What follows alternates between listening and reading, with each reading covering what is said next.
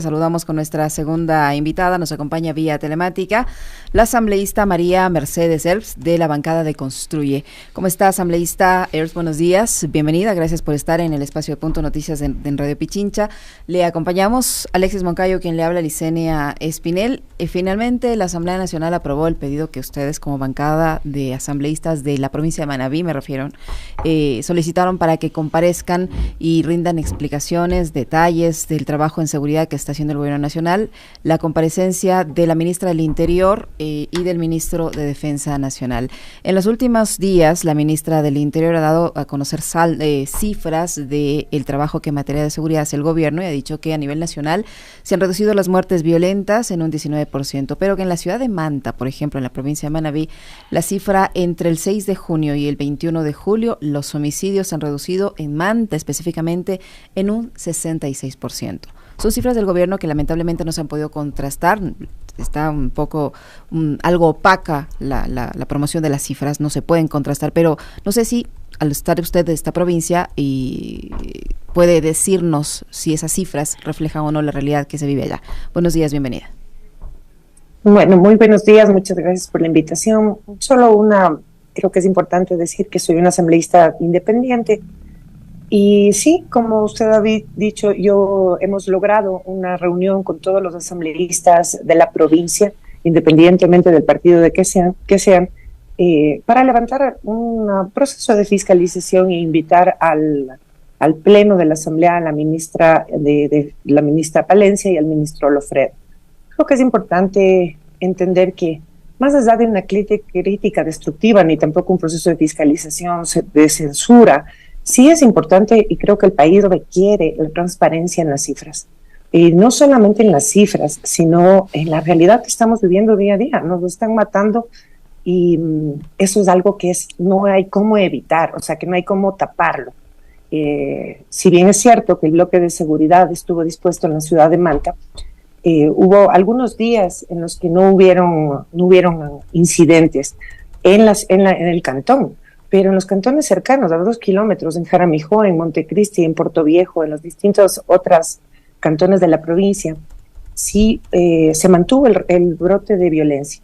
Entendamos una cosa, que el llamado a la comparecencia fundamentalmente tiene varios puntos. Y uno es el poder transparentar las cifras, y no solo las cifras, poder transparentar un plan de seguridad que consideramos que, si bien queremos saber primero si existe plan de seguridad y segundo ver que ese plan de seguridad, si es que es así, es insuficiente. Vemos que no hay una articulación. La política es un problema integral y se debe tratarse de manera integral. En cada uno de los ministerios, cada uno de los poderes del Estado y la sociedad civil, la academia, la empresa privada, o sea, todos debemos entender que de una u otra manera somos parte de la colaboración para solucionar este problema. Y lastimosamente vemos que solamente hay una postura reactiva de la intervención de las fuerzas de seguridad. Sin embargo, no vemos que hay un acompañamiento de ninguna de las otras instancias que deben ser parte de la seguridad. Entendamos que la seguridad es algo sumamente complejo, es un asunto más bien integral, que tiene que estar involucrados todos los organismos del Estado. Entonces eso es justamente lo que le hemos llamado a los ministros a comparecer para que nos puedan explicar en qué condiciones está, cómo lo han levantado y en qué podemos colaborar. Uh-huh. Asambleísta, ¿cómo está? Muy buenos días. Buenos días. De las cifras que ustedes han podido revisar y de lo que va de este gobierno, más allá de las percepciones que podamos tener como ciudadanos, ¿no? Tanto ustedes en su condición de legisladores como nosotros, como simples ciudadanos, de que en efecto el plan Fénix no existe o existe solo en las cabecitas de unos cuantos funcionarios, ¿no? Pero creo que lo que dice y mucho y revela mucho sobre las cifras está ahí, en las estadísticas, y estadísticas que las maneja además la propia policía y a las cuales ustedes, por supuesto, deben haber tenido acceso ya. Los medios de comunicación, citando justamente las cifras oficiales de la policía, daban cuenta de que el mes pasado, junio, fue el mes más violento en lo que va de este 2024, registrando 592 muertes violentas. No sé cómo estará ahora mismo julio, pero con la aplicación de los planes, el conflicto armado interno, el cobro de 3% más de IVA, la consulta popular y todo lo que el pueblo incluso le ha dado al gobierno para que tenga todos los recursos necesarios para enfrentar el conflicto armado interno, vemos que la violencia no para. Ahora mismo, esas cifras que ustedes tienen, ¿qué nos dicen a los ecuatorianos? El problema es que no tenemos cifras reales, no tenemos números. O sea, lastimosamente tenemos, por ejemplo, de parte del mismo gobierno, tenemos dos cifras. Las cifras que establece la doctora Palencia y también las cifras que se plantearon para justamente la declaratoria de estado de excepción, que no coinciden. Pongamos un ejemplo, digamos que sí, hay una reducción del 19%, eso significaría 3.368 muertes más o menos, que significan 16 muertos diarios. O sea, independientemente yo creo que de la cifra, llamémosle así, macro, ¿no es cierto? Estamos hablando de que no podemos salir a ningún lugar, no podemos salir a un restaurante, no podemos ir a una cafetería, tenemos un problema económico que se está volviendo un círculo vicioso. Y nos están matando en las calles, independientemente de la provincia, ¿no es cierto? Más aún las provincias que están declaradas en estado de excepción. Entonces, justamente la comparecencia es para que un poco poder tener la realidad de las cifras, y más que las cifras como per se, lo que nos interesa saber es cuál es el plan de seguridad, cómo está articulado, cómo han armado una política pública en base a ese plan de seguridad involucrando al resto de los actores. No podemos entender que no exista un plan por ejemplo, por el lado del Ministerio de Trabajo, para incentivar el empleo. No podemos entender que no exista un plan, por ejemplo, en el Ministerio de Cultura, porque todos estamos, de poder modificar la forma en la que nos estamos relacionando. La violencia no solamente es en las muertes que tenemos, sino también incluso hasta en la forma en la que nos estamos relacionando dentro de las familias, en la sociedad, con los distintos poderes. Uh-huh. Entonces, si bien es cierto, hemos llamado al bloque de seguridad, que es el que está dispuesto en la ciudad y en las provincias, queremos saber cuáles son las acciones, cuál es el plan, cómo han articulado, uh-huh, y si es que, y cuál es el objetivo de esto. Saber si es que tienen un mapeo, si tienen las distintas necesidades que implican para poder formar un plan. Entonces, vemos que no hay una articulación con los gobiernos autónomos, que son los más cercanos a la gente, no hay una articulación con la sociedad civil, con la empresa privada. Pero ¿cómo va a haber articulación con los gobiernos autónomos si el presidente Noboa se está peleando con el alcalde de Guayaquil, si el presidente Noboa se está peleando con el alcalde de Durán, que son dos ciudades que viven y sufren de la violencia todos los días? ¿Cómo va a haber articulación con los gobiernos locales si el presidente Noboa y su ministra no atiende las llamadas del alcalde de San Borondón? Y fíjese una cosa adicional, asambleísta, que no solo, digamos, en este juicio político a la señora Palencia deberán ver, digamos, sus inacciones frente al nivel de inseguridad que vive el país, sino también sus acciones. Y una de esas, por ejemplo, es ver si están ejecutando los presupuestos y ver en qué están utilizando esos 3 puntos extras del IVA. ¿Sabe por qué? Porque en los últimos días, ayer, le he visto a Mónica Palencia haciendo gira de medios, agenda de medios, promocionando el acuerdo ministerial 080-2024, en el cual promueven un manual del proceso de gestión de donaciones para la policía. ¿No es suficiente con que paguemos más impuestos los ecuatorianos? ¿No es suficiente con que el Estado ahora ahorre lo que antes destinaba para el subsidio de los combustibles, que tienen que pedir que la policía reciba donaciones? Sí, justamente eso también se ha planteado. Nosotros queremos saber un informe económico de cómo está manejándose el presupuesto para específicamente la declaración de conflicto interno y guerra, ¿no es cierto?, interna, que fue declarado el 9 de enero. Y uno de los motivos de los que nosotros hemos pedido eso es porque, por ejemplo, el día de la comparecencia del representante del Ministerio de Defensa en la Comisión de Régimen Económico a la cual me pertenezco, nos comentaba que durante el primer trimestre del año la inversión del presupuesto para inversión de seguridad era 0. Entonces, se le apagó el micrófono, asambleísta, si lo puede volver a encender, por favor. No, sigue sin sonido. ¿Ahí me oyen? Ahí le escuchamos. Ya, listo. Entonces, lo que le decía es que en la Comisión de Régimen Económico era un delegado del ministro y nos explica que no existe, que el presupuesto del primer trimestre fue cero, el presupuesto de inversión, no hablemos del gasto corriente, sino del gasto de inversión. Entonces, eso sí nos preocupa, sabemos que se está entregando cierta implementación a la policía, a las fuerzas del orden, pero en el sentido de los recursos y de las cosas que se compraron del gobierno anterior. Pero más allá de todo esto, yo creo que sí es importante levantar y explicar que lo que estamos pidiendo es tener transparencia en los datos, saber cómo está funcionando, porque consideramos que la única manera de poder salir adelante como país del problema de seguridad es abrir una gran mesa técnica con expertos nacionales, extranjeros, con academia, con los diferentes sectores que estamos involucrados como sociedad para poder salir adelante. O sea, el conflicto que hemos entrado en estas precandidaturas y en este proceso electoral, y que, por ejemplo, en el caso del Ejecutivo ha encontrado la mejor contendente, que es la Asamblea, cuando la Asamblea ha colaborado en absolutamente todo. Le hemos aprobado todas las leyes y es más, en cada una de nuestras comisiones hemos priorizado los ejes de seguridad dentro de nuestras comisiones. Régimen Económico acaba de pasar una ley de lavado de activos, creo que una de las mejores leyes que salió por unanimidad.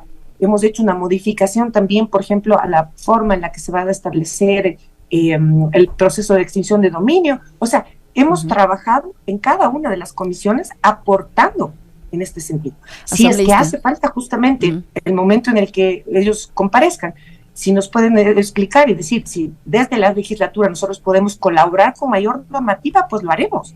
Y por el otro lado estamos haciendo un proceso de fiscalización que creo que el país demanda, porque, como les vuelvo y repito, aquí no estamos hablando de política, estamos hablando de vidas, estamos hablando de la muerte, y lastimosamente este problema nos ha enlutado con vecinos, con familiares, con conocidos, con sociedad civil. No podemos permitir seguir en este círculo en el que debería haber un plan nacional en el que todos estemos involucrados para salir adelante. Asambleísta, ¿qué esperar de esta comparecencia en específico de la ministra del Interior, tomando en cuenta que en las últimas horas, cuando ha sido consultada, tanto sobre el juicio político como con la exigencia o por la exigencia que hacen los asambleístas de la provincia de Manabí sobre las gestiones en seguridad, la ministra ha dicho que ya no tiene miedo, que ya no le tiene miedo al diablo, que ya está donde la cola del diablo golpea y que no le tiene miedo y que va a ir a una asamblea a la que no le siente ningún respeto. Que vaya a Durán.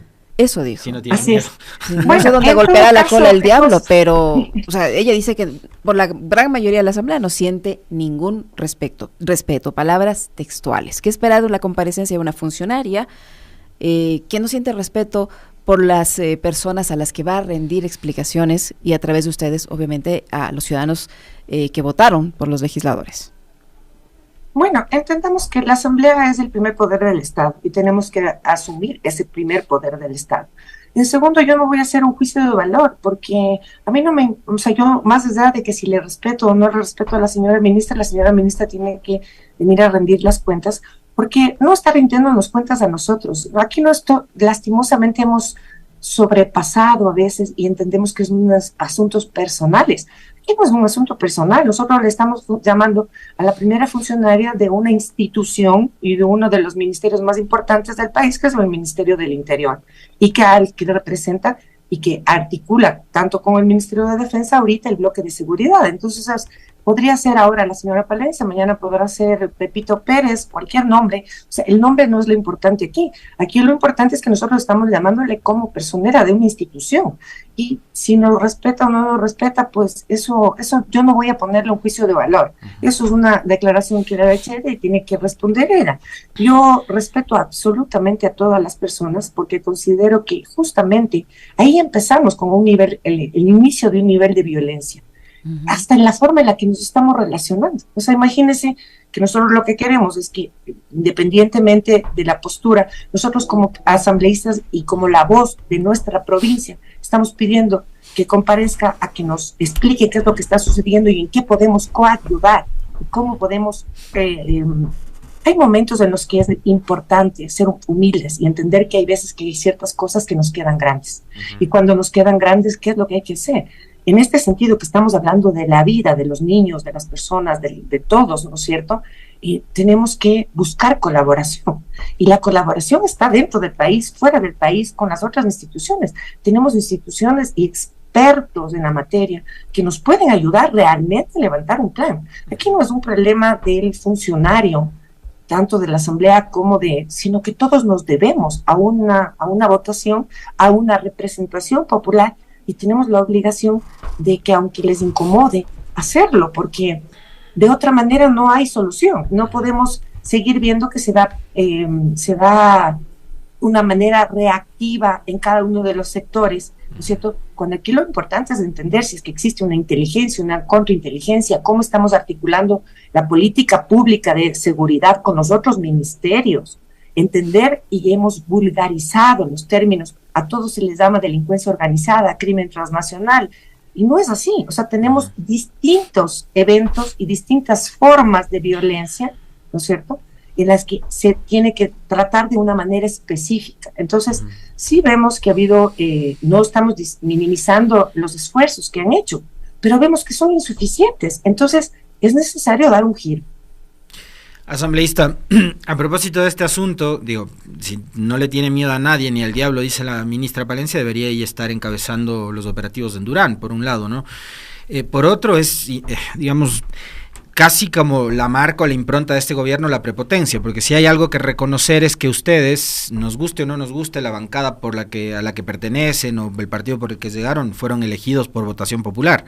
La señora Palencia, como el resto de ministros, son puestos a dedo en cargos de libre remoción por el presidente, por un lado. Por otro, hay una narrativa y una campaña permanente de parte del gobierno para tratar de desprestigiar a la Asamblea y de deslegitimar el trabajo de la Asamblea. Entonces, yo en el comentario recordaba lo que se venía comentando previo a la aprobación de las reformas legales al Código Integral Penal en cuanto tiene que ver con el incremento de penas. Entonces, quiero preguntarle a usted, ¿de qué sirve que incrementemos las penas en ciertos delitos a 10 años, a 20 años, a 30, 40, 50 o a 100, si es que tenemos una fiscalía que a través de la cooperación eficaz decide a gente como Mayra Salazar o como alias de Estimado, vinculados a narcotraficantes como Norero, investigados y procesados por múltiples delitos, incluido delitos relacionados con la prostitución ilegal, entre otros tantos, y decide la fiscalía simplemente beneficiarles con el 25% de la pena y que salgan en 15 meses de la cárcel después de haber hasta lavado dinero del narcotráfico? Entonces, ¿de qué sirve que se reformen las leyes, que se incrementen las penas si la fiscalía se va a abstener de acusar a los procesados? Bueno, creo que es importante entender que sí, es más fácil, ¿no es cierto?, encontrar un contendor en la Asamblea, porque al ser una institución, un organismo que tiene diversidad, es más difícil que tenga una reacción oportuna y rápida. Sin embargo, creo que la ciudadanía ha visto que nosotros hemos aprobado todas las leyes enviadas por el Ejecutivo, absolutamente todas. Y la gran mayoría de las leyes se han aprobado por mayoría, o sea, por gran mayoría, más de 100 votos. Entonces, creo que es importante eso, por un lado. Del lado de lo que es el incremento de penas, nosotros lo llevamos adelante porque fue un proceso de consulta popular y el mandante, en este caso, nos ha dispuesto a hacerlo. Sin embargo, ahí es importante considerar que la data mundial, la información mundial, no establece que necesariamente está vinculado un aumento en las penas con una disminución del crimen. Lastimosamente no es así. Pero esa fue una obligación del mandante, eso es lo que se votó en las urnas y eso es lo que nosotros hemos llevado adelante. Es indispensable entender que sin una política pública que coayude en la parte represiva del Estado, que es importante, por supuesto, ¿no es cierto?, del control, de la represión, porque la Constitución incluso establece que el Estado, quien tiene que garantizar eso, tiene que ir relacionado y llevado de la mano con las otras políticas para que no caigamos en ese mismo círculo vicioso, que es lo que nos está pasando en la provincia de Manabí, cuando vemos que se traslada al bloque de seguridad, se implanta el bloque de seguridad, durante unos días no tenemos fallecidos, ¿no es cierto?, pero la delincuencia migra en distintas formas y en distintos, a otras provincias, a otros sectores, y también migra del tipo y la tipología del delito. Entonces, si no tenemos claro eso, ¿no es cierto?, no se trata solamente de llegar con la fuerza bruta a un lugar y vamos a solucionarlo todo. ¿Y cuál es su opinión con respecto de la actuación de la Fiscalía y esta tendencia de, a través de la cooperación eficaz, que se ha convertido en una alcahuetería, beneficiarles con apenas del 25% de la pena a gente que ha estado relacionada con el narcotráfico? Bueno, yo mal haría en tomar una postura a sí mismo de un juicio de valor en el sentido de la actuación de la Fiscalía. Creo que la cooperación efectiva es un mecanismo que se utiliza a nivel mundial dentro de la justicia, y pues que esas son actuaciones que deberán responder quienes han tomado esas decisiones. Nosotros consideramos que es indispensable que quien ha cometido un delito cumpla su pena, y cumpla su pena en las mejores condiciones, por supuesto. Pero en este caso, asambleísta, no se va a dar, porque les resulta un magnífico negocio a quienes se prestan esto de la cooperación eficaz, porque hasta ahora no sabemos si todo lo que han dicho es verdad o si hay muchas otras cosas más que no se saben. Lo cierto es que han cometido varios delitos, negocian, les descuentan de la poca pena que les dan, les descuentan, luego salen libres y no ha pasado nada. Yo lo único que le puedo decir es que el recurso existe, y el recurso se debe usar en las condiciones que cada uno y que la función en sí necesite. ¿A qué me refiero? Si es que el recurso existe y esa cooperación ha sido eficiente, que yo me imagino que debe haber sido así, porque si no, no podría tener esa reducción de las penas. O sea, la información que ha entregado debe ser lo suficiente, debe tener el suficiente peso como para que haya decantado, ¿no es cierto?, en este tipo de pena. Mal haría yo, le digo sinceramente, deberíamos estar dentro de la función como para poder conocer la información que ha entregado y poder hacer una valoración. Eso solamente se lo puede hacer desde la Fiscalía y obviamente desde las instancias judiciales que puedan tener el soporte como para poder pronunciarse sobre eso. A lo que me refiero es que es un recurso que está utilizado y que se utiliza a nivel mundial dentro de la justicia. Entonces, creo que, como yo le digo, o sea, creo que es importante entender que todas las personas que cometemos o que cometen algún tipo de delito tienen la obligación de pagar su delito en la proporcionalidad al delito en sí. Entonces, eso es un poco lo que yo podría decir en el caso de lo que hemos visto en estos días. Asambleísta, hay procesos de fiscalización que continúan en la Asamblea Nacional, uno de ellos el propio juicio político a la ministra Palencia, y también a la canciller Gabriela Sommerfield. En estos dos procesos diferentes, por motivos distintos, por cierto, ¿cuál va a ser la posición, en este caso suya, y del grupo de asambleístas del que usted es parte? Bueno, como le comentaba, yo soy parte de la Asamblea, no tengo un bloque, yo soy independiente desde un inicio, y a título personal yo le puedo decir que vamos a oírlas, justamente por eso se les ha pedido comparecer, y necesitamos ver cuáles son los argumentos que existen y en qué sentido cada uno se puede defender sobre esos argumentos. Todos, independientemente de un proceso político o un proceso judicial, debemos partir del principio de la inocencia. Y en los procesos se debe poder, a través de la prueba, demostrar la culpabilidad o el cometimiento de cada uno de los argumentos o de los delitos que se le establecen. Entonces, mal haría yo en adelantar un criterio. Creo que un poco la idea es mirar que nosotros mismos hemos pedido comparecer a los ministros en estos días, ¿no es cierto?, a rendir un informe detallado, porque entendemos que en las distintas comisiones a las que se les ha citado a los ministros no comparecen o mandan delegados. Entonces, creo que era importante a través del pleno de la Asamblea poder hacerles el llamamiento. Si bien es cierto que no le vamos a poder en este momento interpelar, llamémosle así, pero sí le hemos mandado un listado de información detallada que queremos en la Asamblea, que incluso puede ayudar, ¿no es cierto?, en el proceso de fiscalización que se está llevando adelante. Creo que todo el país requiere la transparencia en la planificación. No hablemos de las cifras, porque las cifras son frías. Estamos hablando de que en la provincia nosotros hace pocos días tenemos líderes sociales muertos, familias muertas, jóvenes muertos, niños en la orfandad, y una situación de violencia que está agudizada por un proceso de falta de empleo, de falta de posibilidades de deserción escolar. O sea, son muchísimos temas que están involucrados y que por eso es que entendemos que la seguridad es un proceso integral y debemos todos colaborar. Muy bien. Muchísimas gracias, asambleísta, es muy gentil por atendernos. Muy amable. Gracias. Muchísimas gracias a ustedes. Un gusto, un buen día.